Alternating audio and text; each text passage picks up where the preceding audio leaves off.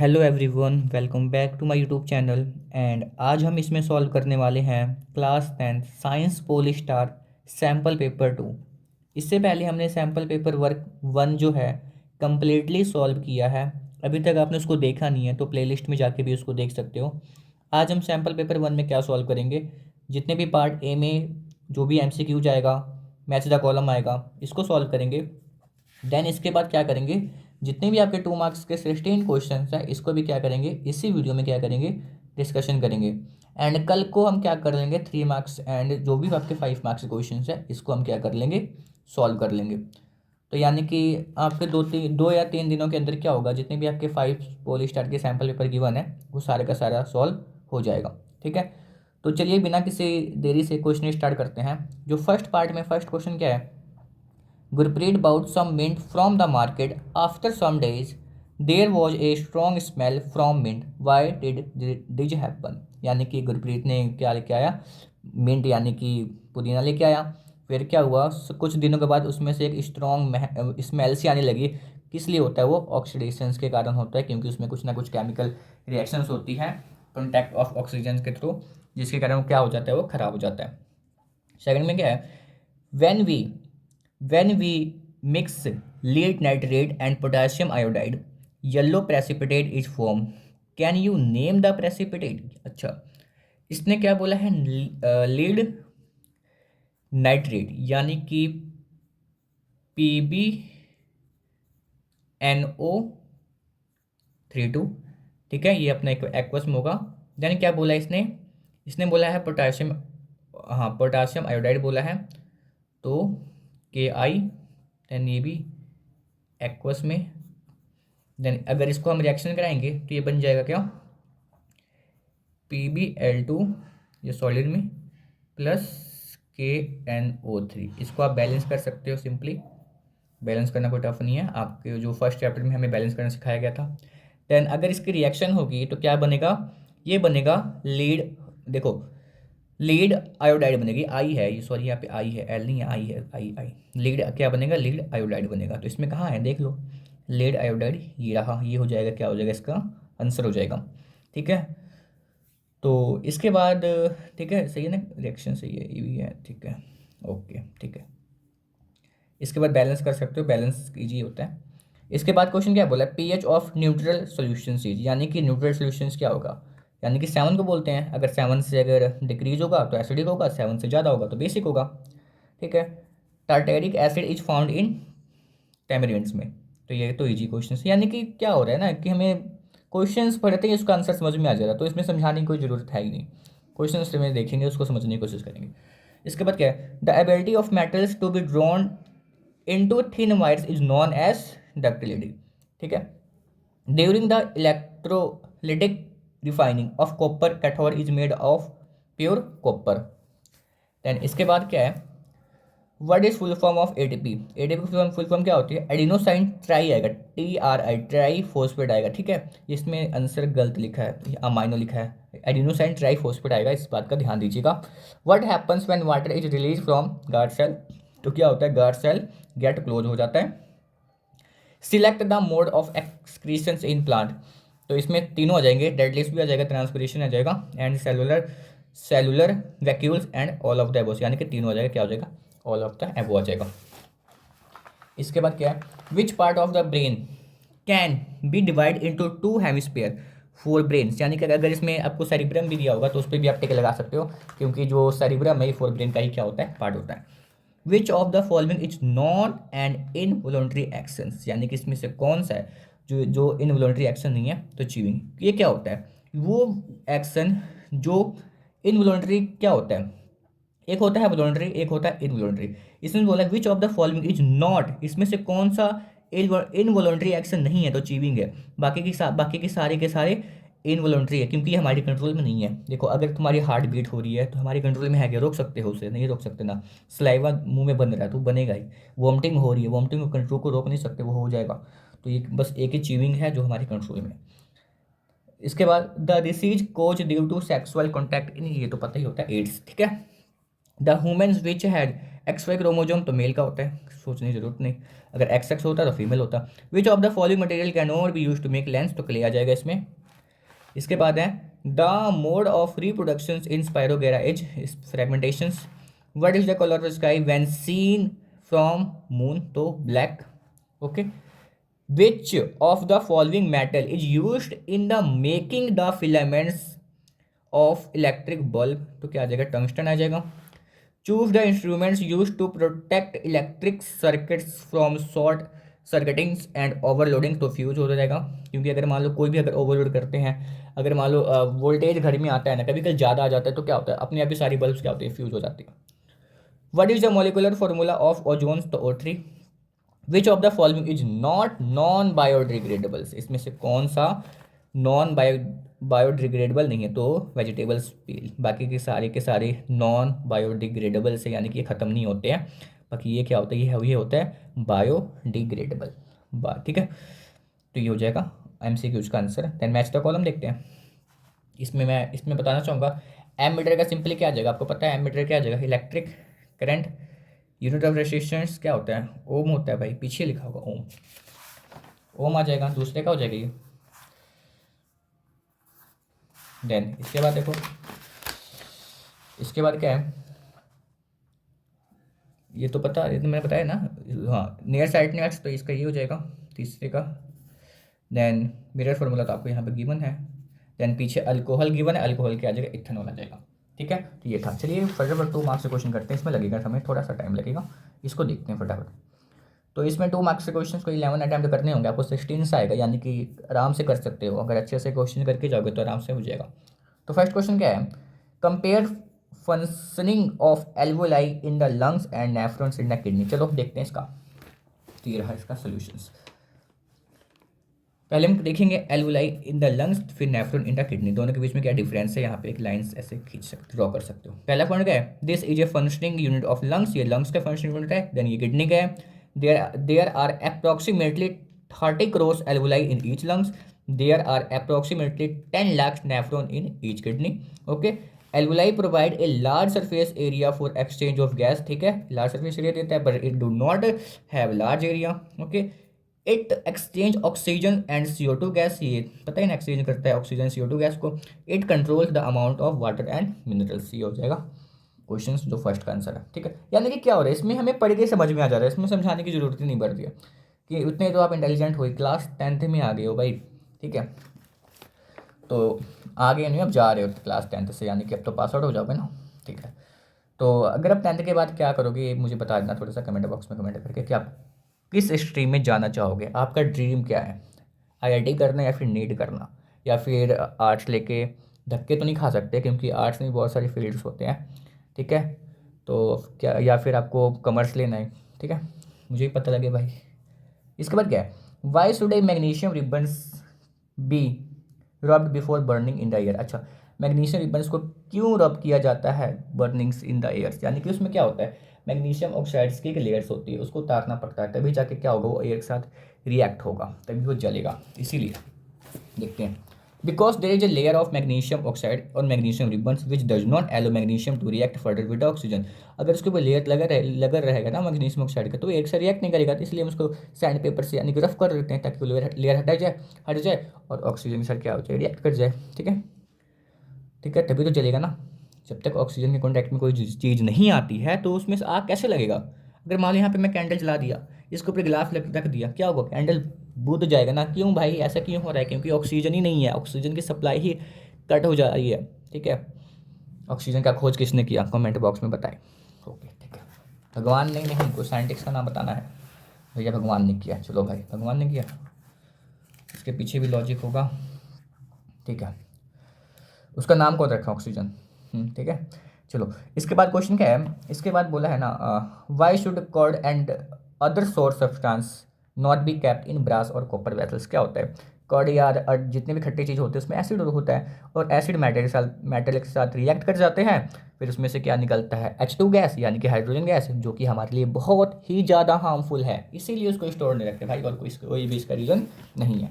चलो देखते हैं, curd and other source substance contain acid, therefore when they are kept in brass and copper vessels, the metal react with the acid to liberate hydrogen, क्या निकलता है उसमें से, hydrogen gas and harmful product thereby spoiling the food, जो भी food होगा उसको खराब भी कर देंगे।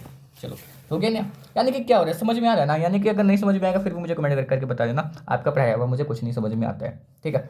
चलो इसके बाद क्या है, क्वेश्चन है what is the role of acid in our stomach, acid का क्या रोल है भाई। देखो एसिड्स हमारे पेट में होना बहुत ही ज़्यादा जरूरी है, हम कोई भी कुछ भी खाना खा लेते हैं और खाने में कितने सारे जर्म होता है, तो एसिड क्या करता है उनको किल कर देता है ना। ये तो नहीं है ना, हम इतने तो ठंड में तो ये नहीं है, तुम सब तो भाई अगर कुछ खाने को मिल जाए बिना ठंड में हाथ धोए खा लोगे, तो भाई भगवान को पता है ना कि बच्चे ऐसे ही हैं, तो उन्होंने कुछ ऐसा हमारे बॉडी में सिस्टम करके भेजा, चलो भाई तुम खा लो पर मैं तुम्हारी रक्षा करूँगा, पेट में एसिड भेजा, तो क्या करता है जितने भी जॉम्स है फूड उसमें पाए जाते हैं सभी को किल कर देते हैं। अब इसका मतलब ये नहीं कि हाथ धो के नहीं खाना है, हाथ हमेशा हैंड वॉश करके खाना है। कुछ बैक्टीरिया ऐसे होते हैं जो कि बच जाते हैं, अगर वो बच गए फिर वो आपकी वॉर्ड लगा देते हैं, ठीक है, तो इसलिए हमेशा हैंड वॉश करके खाना है।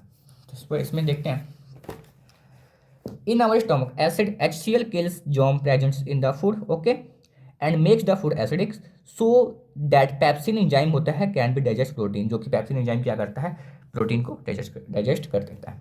तो ये था क्वेश्चन का आंसर चौथे का। इसके बाद यानी कि फिफ्थ, इसमें फोर्थ लिखा है फिफ्थ लिखा है, चलो वही है। What are the two properties of carbons which leads to the huge number of carbons compounds we see around, इसको मैं स्टार्ट लगाना चाहूँगा, ये क्वेश्चन रिपीट हो चुका है, ठीक है। चलो तो कार्बन्स की दो प्रॉपर्टीज हैं, आपको पता है, एक तो होता है कैटेनेशंस, एक तो होता है टेट्रावैलेंसी। कैटेनेशन क्या होता है, इसमें कार्बन कार्बन के एक लॉन्ग सा चेन बनेगा, आपस में कार्बन कार्बन जुड़ते जाएंगे, इसी को बोलते हैं catenations. It is the ability to form bonds with others atoms of carbon, यानी कि कार्बन कार्बन के एटम से ये बॉन्ड बनती जाएगी, लॉन्ग चेन बनती जाएगी। और टेट्रावैलेंसी क्या होता है, जितने भी कार्बन के चार बॉन्ड होता है ना, वो क्या करता है, वो अदर्स अदर्स जितने भी अदर्स आइटम के साथ क्या बना लेते हैं, बॉन्ड बना लेते हैं, क्योंकि उसके पास चार आइटम तो होते हैं, चार बॉन्ड होते हैं ना, यानी कि चार वैलेंस। देखो with the valence of 4 carbons is capable of bondings with 4 other items, वो इजिली 4 दूसरे आइटम के साथ क्या बना लेगा, बॉन्डिंग। तो ये हो गया, 2 पॉइंट है, इसको देख लेना अच्छे से। चलो कभी अब मिल्खा सिंह को देखा है, मतलब अब देखा होगा, अगर अगर फिल्म में देखा होगा, तो वो पावर आप में कब आती है बताओ मुझे, मिल्खा सिंह वाली पावर कब आती है।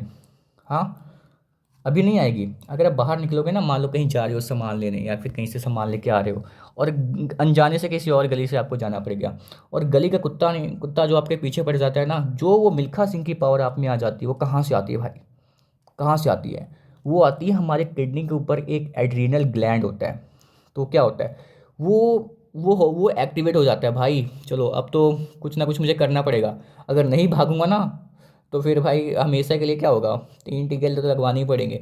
इसलिए हमारे हमारे जितने भी सर्कुलेटरी सिस्टम्स होता है, यानी कि ब्लड का फ्लो होता है, उसको इंक्रीज करता है, हार्ट बीट को इंक्रीज करता है, जो कि आप रनिंग बहुत तेज़ भागते हो, यानी कि उतना तेज़ आपने कभी भागा नहीं होगा जितना उस टाइम पे भागते हो। ये सारा जो कमाल है किसका है, एड्रीनल ग्लैंड का है, जो कि आपके किडनी के ऊपर प्रेजेंट होता है, ठीक है। अगला क्वेश्चन वही है, वही बोल रहा है अगले क्वेश्चन में, देखो क्या बोला है, how does our body response when adrenal is secreted in our body, ठीक है।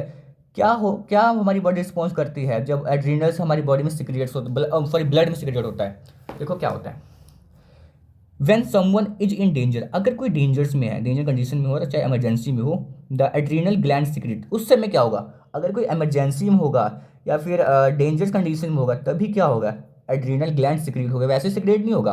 वैसे अगर क्या आपने कभी देखा है क्या कि आप बैठे हो, आपका अचानक से हार्ट बीट बढ़ रहा है, तब नहीं बढ़ेगा भाई। अगर मान लो आपके आगे कोई शेर आ गया भाई, फिर तो देखना ऑटोमेटिक हार्ट बीट किस रेट पे पहुंच जाएगी, यानी फिर आपके पास कोई डेंजर से कुत्ता आ गया, फिर देखना हार्ट बीट कहाँ पे पहुंच जाएगी, ठीक है। आप टेस्ट में फेल हो गए हो, घर पे नहीं बताए हो, गलती से जो टेस्ट है वो घर वाले के हाथ में लग गया होगा, फिर देखना हार्ट बीट कैसे बढ़ जाएगी, तब बढ़ता है, ऐसे नहीं बढ़ता। या फिर कोई मूवी देख रहे हो, अकेले घर में बैठ के देख रहे हो, गलती से लाइट कट जाए रात के समय में, और आपको उस समय वॉशरूम आ जाए, तब देखना हार्ट बीट कैसे बढ़ेगी, तब बढ़ती है हार्ट बीट। चलो when someone is in dangers और इन इमरजेंसी, ठीक है, then adrenal gland secrete, okay. इसमें से कौन सा हार्मोन निकलता है, वो निकलता है adrenaline hormones. It is secreted directly किसमें, इनटू द ब्लड में, and is transfer to different part of body, okay. It speed up the heart beat, ये क्या करता है, स्पीड अप करता है heart beat, and hence supply more oxygen to the muscles, और क्या करता है, ऑक्सीजन की सप्लाई करता है मसल्स को। This result in increase breathing rate, इससे क्या होता है, ब्रीथिंग रेट इंक्रीज होती है। एंड ब्लड प्रेशर्स भी, which enable them to fight such with such urgent situation, जो कि फाइट करता है इस अर्जेंट सिचुएशंस में। ठीक है, तो यानी कि अब दौड़ोगे, आप में ऑक्सीजन की डेफिशिएंसी होगी, तो भाई ब्लड लेकिन पर मतलब तभी तो तभी तो क्या करेगा, तभी ये क्या क्या कर रहे हैं, ये सप्लाइज कर रहा है more oxygen to the muscles को। ठीक है, ये था क्वेश्चन का आंसर। ओके, चलो इसके बाद का क्वेश्चन बहुत ही इंपॉर्टेंट है, यानी कि बहुत ही इजी भी है, इंपॉर्टेंट भी है। मतलब इसमें बायो में होता क्या भाई, बायो में तो यही होता है, समझने वाला कॉन्सेप्ट है, मज़ा आता है समझ के, यहाँ तक मैं मानता हूँ। How is the sex of child determined in human beings, यानी कि अगर मान लो सेक्स डिटर्मिनेशंस का केस आता है, अब डॉक्टर को पहले ही पता लग जाता है जो बेबी आने वाला है वो मेल बेबी है या फिर फीमेल है, यानी कि चाइल्ड मेल है या फिर फीमेल है, यानी कि पता लग जाता है ना। तो कैसे पॉसिबल्स है, क्या बोला है, how is the sex of child determined in human beings. तो चलो देखिए, देखते हैं इसको। The male has X Y sex chromosome, male के पास में पता है एक्स वाई सेक्स क्रोमोजोम होता है। And produce two type of sperm, और इसमें से दो टाइप्स के स्पर्म प्रेजेंट होते हैं। 50% जो 50% of the sperm x chromosome में होता है एंड 50% कैरिंग वाई क्रोमोजोम, यानी कि 50% एक्स क्रोमोजोम में, 50% वाई क्रोमोजोम में। A female carries x x sex chromosome, females के पास बस एक्स एक्स क्रोमोजोम होता है, उसमें वाई नहीं होता है, खाली इसमें एक्स एक्स होता है। हैंस क्या होता है, only x carrying eggs, x क्या करेगा, एग कैरिंग करेगा। इफ एक्स कैरिंग एग, अगर एक्स कैरिंग एग फ्यूज हो जाएगा विथ एक्स कैरिंग स्पर्म के साथ, यानी कि एक्स कैरिंग एग इस एक्स क्रोमोजोम के साथ जो मेल के पास इसके साथ फ्यूज हो जाएगा, तो जो जो वो चाइल्ड बोर्न होगी वो क्या होगी, गर्ल होगी। ठीक है, इफ एक्स कैरिंग जो एक्स है फ्यूज हो जाएगा किसके साथ, with the Y carrying sperm के साथ, यानी कि अगर देखो फीमेल के पास तो एक ही ऑप्शन है, उसके पास एक्स एक्स है, अगर वो मेल के एक्स के साथ फ्यूज हो जाएगा तो गर्ल होगी, अगर वो मेल के वाई क्रोमोजोम के साथ फ्यूज हो जाएगा तो क्या होगा, बॉय होगा। तो ऐसे पता चलता है। तो पहले के देखो एजुकेशन आने से कितना बड़ा बेनिफिट हुआ है भाई। पहले के समय में क्या होता था, अगर मान लो घर में बेटियां हो जाती थी तो लोग किसको गाली देते थे, यानी कि फीमेल को बोलते थे भाई, यानी कि उनको सजा मिलती थी। उनको ये नहीं पता था भाई उनकी तो कोई गलती नहीं है, उनके पास तो बस एक्स एक्स क्रोमोजोम है, उनकी क्या गलती है, गलती तो मेल की होती है ना, क्योंकि इनके पास दो होता है। भाई ये तो बस डोनेट क्या कर सकती है, एक्स क्रोमोजोम डोनेट कर सकती है, इसके पास वाई है ही नहीं। जब तक वाई नहीं आएगा तो मेल बेबी होगा ही नहीं। तो इनकी तो बेचारे की कोई गलती नहीं होती थी, फिर भी इनको इतना दुख सहना पड़ता था ना।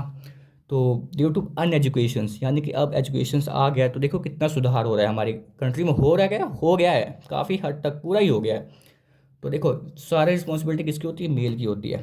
ठीक है, तो यहाँ से आप देख भी सकते हो, मान लीजिए फादर ही मर्डर है, अगर फादर के पास से एक्स आया और मदर के पास से भी एक्स आया तो क्या हुआ, एक्स एक्स मिल गया तो डॉटर बना। अगर फादर के पास से एक्स वाई आया मान लो, और मदर के पास से एक्स आ गया तो एक्स वाई बन गया, तो क्या हो गया, सन हो गया। अब फादर के पास से ये वाला एक्स आ रहा है और मदर के पास से ये वाला एक्स आ रहा है, फिर डॉटर, फिर अगर मान लो यहाँ से वाई आ गया और यहाँ से फिर एक्स आ गया तो क्या हो गया, सन हो गया। तो ये है, आप इसको बना भी सकते हो, तो इसमें कोई ज़्यादा दिक्कत वाली बात नहीं है। तो ये था क्वेश्चन नंबर 8 था। तो 9 देखते हैं। Define principal focus of a concave mirror. Okay, चलिए तो ईजी है। The point on principal axis where parallel rays to principal axis made after reflecting from the concave mirror is known as principal focus। ठीक है, यानी कि मुझे ये ना प्रिंसिपल फोकस ही पूछा था ना क्या होता है। ठीक है, प्रिंसिपल फोकस पूछा था कनकेव मिरर का, तो ये आपको देख के ही समझ में आ रहा होगा। तो इसके बाद क्या आप मूव करते हैं क्वेश्चन नंबर, हाँ, व्हाट इज एकोमोडेशंस ऑफ, ये वाला रह गया क्या, what is accommodations in humans आई वाला रह गया क्या। चलो ये वाला क्वेश्चन रह गया, इसको आप देख लेना, मतलब मैं इसको अगले वीडियो में कराने की कोशिश करूंगा।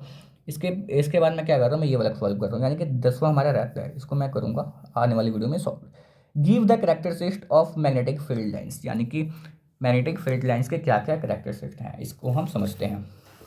देखो, तो characteristics of magnetic field lines, यानी कि magnetic field lines from A close loop, यानी कि आपके डायग्राम बना होगा, मैग्नेटिक फील्ड लाइन्स कैसे लूप बनाती है, क्लोज लूप ऐसे करके बनाती है ना भाई, ऐसे करके बनाती थी। ठीक है, तो magnetic field lines never intersect with each others, यानी कि जो मैग्नेटिक फील्ड लाइंस है आपस में कभी भी एक दूसरे को नहीं क्रॉस करेगी, नहीं काटेगी।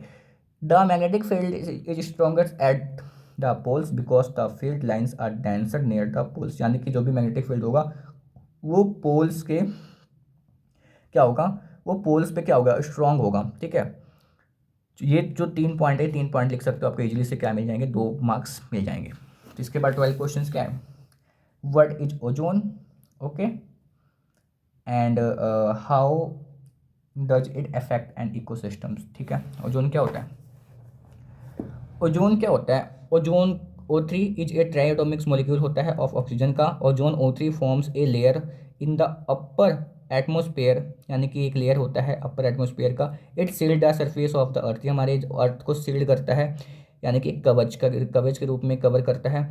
From ultra violet radiations UV coming from the suns as their radiations are very harmful causing skin cancers and contracts in humans, यानी कि क्या करता है ये, जितने भी हमारे जो भी अर्थ पे यूवी रेस आते हैं, इस इन सभी को क्या करता है, रिफ्लेक्ट कर देता है, यानी कि उनसे हमें बचा लेता है। तो यही था, इतना ही है बस, इससे ज़्यादा नहीं आएगा, मतलब इतना लिख दोगे बहुत सफिशिएंट है। इसके बाद क्या है, which two gas are release during electrolysis of water, तो कौन सी गैस होती है, हाइड्रोजन एंड ऑक्सीजन। इसका केमिकल फॉर्मूला देख लो कैसे बनेगा, H2O, जब इसको हाइड्रोलाइसिस करेंगे तो H2 अलग हो जाएगा और ऑक्सीजन क्या हो जाएगा, अलग हो जाएगा। बस यही है, कुछ नहीं है। ठीक है, बस इसका केमिकल इक्वेशन जो मैंने बताया दिया था वैसे ही करना है। मैंने समझा दिया ना, वाई डू स्टार ट्विंकल्स, ये दोबारा समझाना पड़ेगा क्या मेरे को, हाँ, क्योंकि जो कि सैम्पल पेपर 1 में था ना, मैंने समझाया था why do star twinklings due to refraction of light. फिर भी मैं इसमें दिखा देता हूँ आंसर एक बार। चलो देखो, star are very far away from the earth, star हमसे बहुत दूर है भाई। When the light coming from the stars enters the earth, जब लाइट आती है स्टार की अर्थ पे, अर्थ एटमोसफियर पे, it get refracted because of the variations in the air density at different level of the atmosphere. ठीक है, तो क्या होता है, रिफ्रैक्शन होता है क्योंकि हमारे पास एयर डेंसिटी क्या होती है, वेरिएशन आती है, कोई कहीं पे ज़्यादा होता है, कहीं पे कम होता है। The light intensity entering in our eye changing the regularly, यानी कि जो भी हमारे पास जो भी इसकी लाइट इंटेंसिटी आती है हमारे आइस में क्या होती है, चेंज होती रहती है। Therefore it appears as if the stars are twinkling at night, इसलिए हमें रात में क्या दिखता है, ये स्टार चमकता हुआ दिखाई देता है। मैं समझाया था बहुत डिटेल में, जो कि सैम्पल पेपर 1 में था, अब वो भी एक बार देख लेना।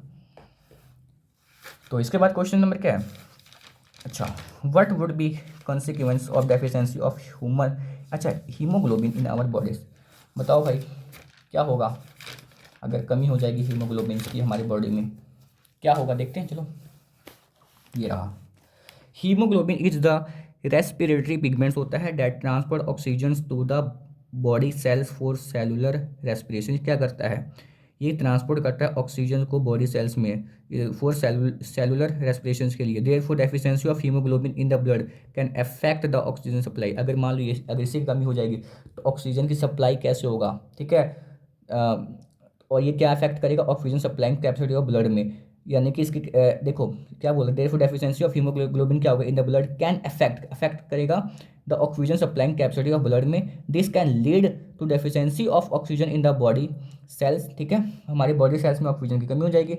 It can also lead to a deficiency called anaemia, इसकी कमी से हमें क्या हो सकता है, अनीमिया भी हो सकता है। ठीक है, इसके बाद क्वेश्चन क्या बोला है, a doctor has prescribe a corrective lens of, जो पावर है 1.5 डायोप्टर, फाइंड फोकल लेंथ हमें फाइंड करना है, बताना है कौन सा भाई कन्वर्जिंग है कि डाइवर्जिंग है। चलो ये न्यूमेरिकल्स था, तो पावर हमें गिवन था, 10 फोकल लेंथ निकाल लेते हैं 1/p के साथ, तो हमें p की वैल्यू गिवन थी 1.5, तो 0.9 के नीचे आएगा 0, यानी कि 10 बन गया, 10/15 कैंसिल करेंगे 2/3 मीटर आ जाएगा। चलो मीटर को सेंटीमीटर में चेंज करो फटाफट, 100 से मल्टीप्लाई कर दो, यानी इसको 200 को जब 3 से डिवाइड करेंगे तो ये आ गया फोकल लेंथ की वैल्यू। ये देखो हमें किस में, जो पावर हमें पॉजिटिव में दिया था, तो लेंथ क्या कैसा है, ये कन्वर्जिंग है।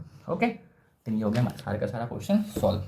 बस एक क्वेश्चन रह गया, मुझे याद है, मैं ये समझा दूंगा अगले जो भी लेक्चर होगा, ये कल ही समझा दूंगा, यानी कि अभी रात के 12 बज रहे हैं, कोई बात नहीं, तो ये कल मैं समझा दूंगा, जो भी 3 मार्क्स के क्वेश्चन थे एंड जो 5 मार्क्स का क्वेश्चन था तो इसी के साथ अगर आपको वीडियो पसंद आई हो तो चैनल को लाइक, सब्सक्राइब एंड शेयर करना ना भूलना, क्योंकि आने वाले जब आप 11th क्लास में जाओगे इस वाली चैनल पे आपको क्या देखने को मिलेगा, सारे जितने भी केमिस्ट्री और एंड बायो के इंपॉर्टेंट क्वेश्चन होंगे एंड टॉपिक वाइज मैं समझाने की कोशिश करूँगा। ठीक है, तो आपको हेल्पफुल मिलने वाला है, क्योंकि आप जब 11th में जाओगे ना तो आपका सिलेबस काफ़ी ज़्यादा हो जाएगा, यानी कि कुछ समझ में नहीं आएगा, स्कूल का समझ आया वैसे ही समझ में नहीं आता।